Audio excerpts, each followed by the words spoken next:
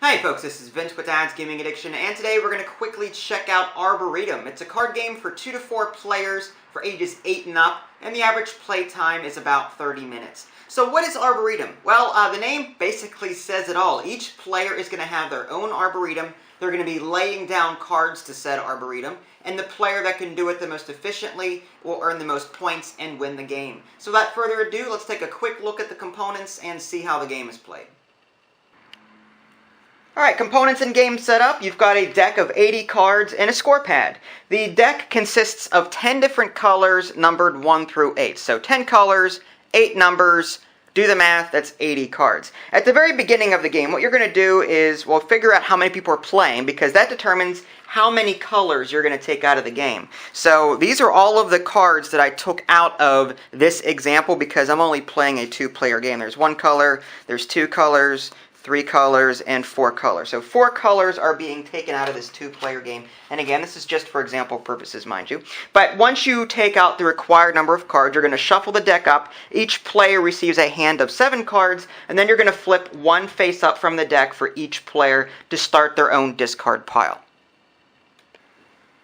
Now, player turns in this game are extremely simple. On your turn, you're going to draw 2 cards. Now, when you do that, you're going to take either from the discard piles or from the deck. So you could take 1 from here and here, or 1 from here and here, or you can do both from the deck, whatever the case may be. But let's just go ahead and I'll take this one and this one. I didn't even look at the cards yet, so I don't even know if that's appropriate or a good idea. But again, this is just for example purposes. So now that we've got 9 cards, after we draw 2 cards, we're going to play 2 cards. One is going to go into your Arboretum, and the other one is going to go into our own personal discard pile. So let's just take a look here. We'll go ahead and throw down the 1 into our Arboretum, and then we'll discard, say, this 7. Again, I'm not really thinking about the strategy at this point. After you play 1 card to your Arboretum and play 1 card to your discard pile, you'll end up with 7 cards, and then play passes off to the next player. Now this will continue. Players will take turns back and forth laying cards down to their Arboretum. Whenever they do that, they have to lay the card down next to an adjacent one. But whenever the deck runs out, that player will finish out their turn as normal, and the game will be over, and then scoring occurs.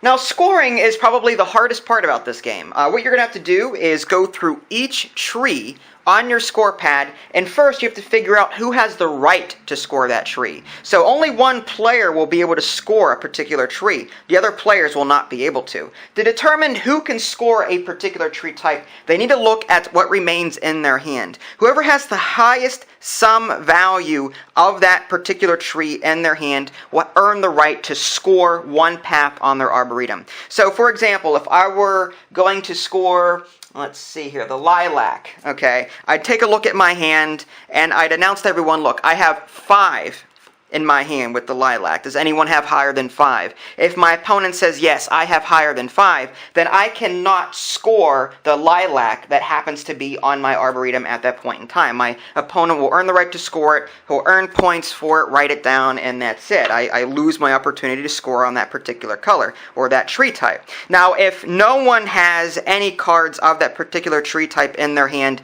then everyone in the game will be able to score it. Alright, now there's one exception to that rule. If you happen to have a 1 in your hand, like let's say we were scoring this dogwood card, we were looking at our hands here, and I've got a 7, I've got a 6, and I have a 1, so that's 14, okay? Now, if my opponent happened to have an 8 in their hand, and they were using that card to add it to their combined value, that 1 actually makes the 8 a 0. So the 1 will nullify any 8 of that same color in someone else's hands. And of course, if someone has a 1 of that color and you have an 8, then you lose out. That 8 becomes a 0. So, you could keep the 1 in your hand, or try to aim to keep the 1s in your hand, in the hopes that if someone has an 8 of the same color, it nullifies it, giving you a better chance of scoring that particular color. Okay, so let's just say that you earned the right to score this orange tree, the Royal Poinciana. I don't know if that's the correct pronunciation, but that's what I'm going with. Let's just say that this 4 was enough. No one else had any other cards in their hand, and my 4, basically beat everybody else. And let's say I earned the right to score it. Now, the way this works is you're going to basically try and come up with the best path possible in order to score the most points. Each card is worth 1 point regardless of their number. However, whenever you create your path, you have to go in ascending order. You don't have to go in direct ascending order. I mean, you don't have to go 1, 2, 3, 4, 5. But the card after it must be higher than the card previous to it. So like a 2, 5, 8. Like that would be a valid path because you're going up. You couldn't do like 2, 8, 5 or 2, 7, 4. You couldn't do that because there's, 7 is higher than 2, but 7, is then higher than 4, and that's bad. So, long story short, what you're going to try and do is come up with the best path. Now, in regards to that orange tree here, that Royal Poinciana, here's the 1, and I've got a 2, and I've got a 3, and I've got an 8. Now, whenever you create your path, the start card and the end card have to be that particular tree type. The cards in the middle don't matter. You do get a bonus, however, if you have at least 4 cards in that path and they are all the same color. Like if you start with the orange and then with the orange and in between are all orange, then you'll actually get a bonus. You'll double your point value, which is great. On top of that, if you start a path with a 1, you get an extra 1 point. If you end a path with an 8, you get an extra 2 points. So in this case, we've got 1, 2, 3, 4. You got the 1, 2, 3, and the 8 here, but this is 1, 2, 3, 4 points. So you've got 4 points. Double it because they're all orange. So that's 8. This is worth 1 point for being a 1, so that's 9. And then this one over here is worth 2 points for being an 8. So that's 11 points that you could score with that particular path. If we were going to score something else, just to give you another idea, let's say that we were scoring on, oh man, I pick all these hard ones. I don't even know what the name of that is. Jacaranda? Okay. I'm going to call it the purple tree. Let's say that I was scoring on this. Let's say that the cards in my hand, here's a 6. So let's just say that the 6 was enough to beat everybody else, okay?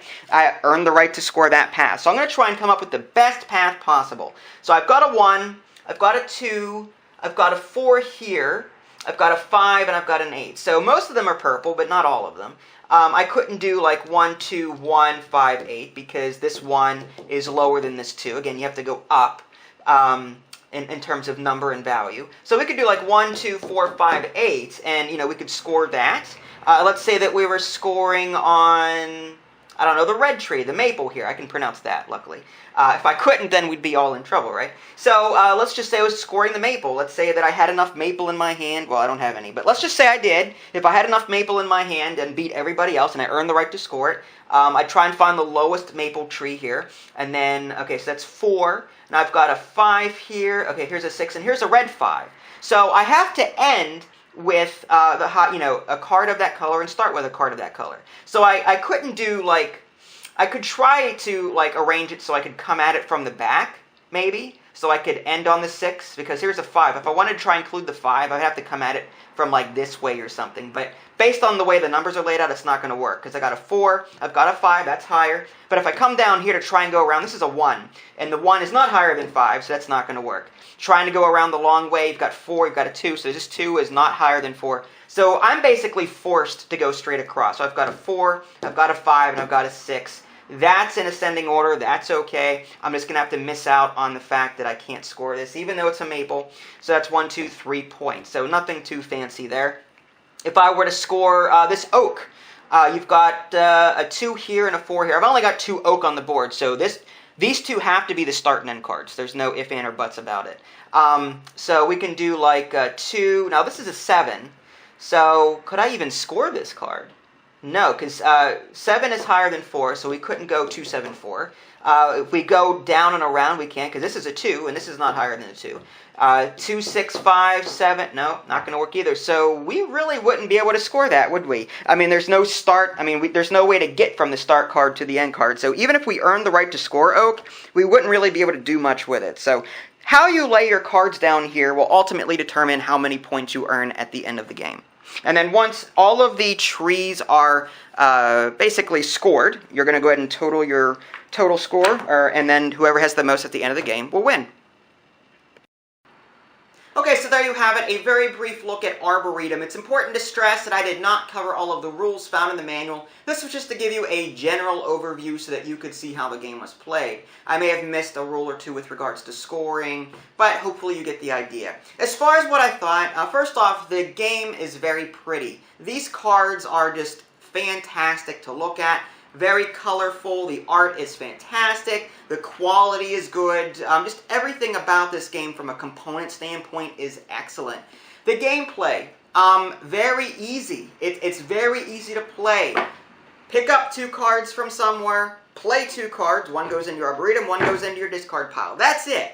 That is the game. But scoring is where it's at, and that is where players, I think, are going to have the hardest time when it comes to learning how to play this game. Because that's where the strategy comes in, and if you don't understand how the scoring works fully, then your strategy is going to be a mixed match of different ideas that may not work out in the end. You know, if you don't understand, you know, how the 1s and 8s work, for example. Like, the 1s and 8s serve a dual purpose. If you leave them in your hand, like if you leave an 8 in your hand, then you leave yourself open to attack, because if someone else has a 1 of that same color in their hand, your 8 is nullified into a 0. So while the 8 will like give you a really good chance of scoring that color, of earning the right to score that color, someone could trump that with a 1. However, the 8 on the Arboretum will score you 2 points if it is the last card in the path. Same thing with the 1. If you leave the 1 in your hand, it doesn't really contribute much to whether or not you earn the right to score a path. But the 1 could nullify someone else's 8, giving you a better chance. However, if you use that 1 on your grid, then that'll score you an extra point, because the 1, again, whenever you use it in the path, is worth an extra point. So the 1 and the 8s have some dual-purpose uses, you know, both in your hand and in the Arboretum. And then how you score your trees is, again, really going to make your head scratch a bit, because you've got all of these colors laid out in front of you, and you're trying to figure out, okay, so I'm going to try and score yellow this way, and I'm going to try put blue this way, but red's over here, and I want it to go in ascending order, but the way I'm putting these numbers are in ascending order, so I can't. So you're going to have all of these colors and all of these numbers on your grid, and you're going to try and figure out the best way to lay them down so that they all score to maximum effect. And honestly, I have a hard time doing that. Like, my strategy is to focus on, say, 2 or 3 colors and try and build them up. Let's just accept the fact that I'm not going to score a maple, for example. And that's actually probably for the best, because trying to earn the right to score all of the trees, because you only have 7 cards in your hand, so trying to get all high numbers of each card type in your hand, it may not be realistic. So, yeah, I mean, it's just, you're going to have to probably concentrate on, like,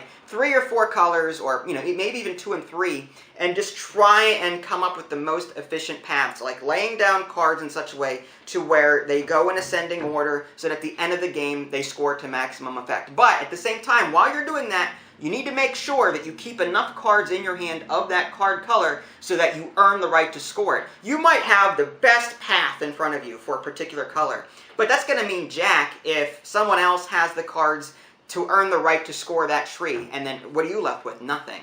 So yeah, it's a very strategic game. It's deceptively strategic, and I really like it. So if you haven't had the chance to play Arboretum, I recommend you do so. If you want to check out my written review, you can, www.dadsgamingaddiction.com. If you haven't already, subscribe to my YouTube channel. That way you can keep up to date with any new content I'm going to publish. This is Vince, thanks for watching, and I'll catch you next time.